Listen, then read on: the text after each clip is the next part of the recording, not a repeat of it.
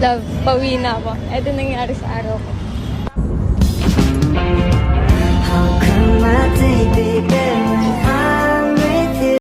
Hello mga love! Welcome to my mini vlog at nandito pala ako ngayon sa airport. Magbe-breakfast muna tayo bago umuwi ng Pilipinas.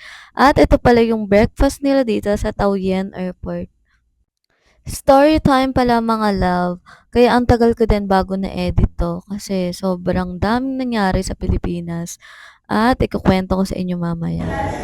At nandito na nga tayo sa Pilipinas at sinundo ko ng family ko, mga love. At ayan, sobrang saya pa namin dyan. Yung araw pala ng uwi ko is mismong birthday ko, mga love. At ayan, magche-check-in lang din kami dito sa Azure.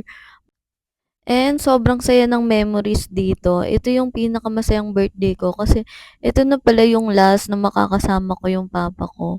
Sobrang daming nangyari kaya hindi ko alam kung ipagpapatuloy ko pa yung paggawa ng mga video.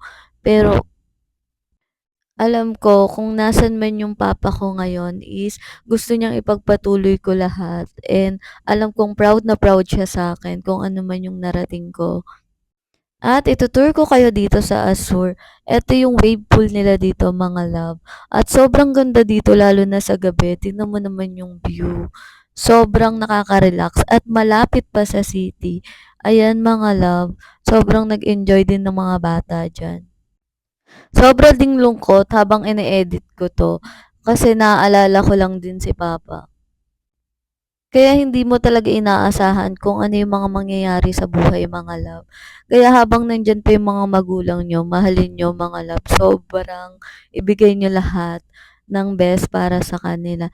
Yun lang. Salamat sa panonood.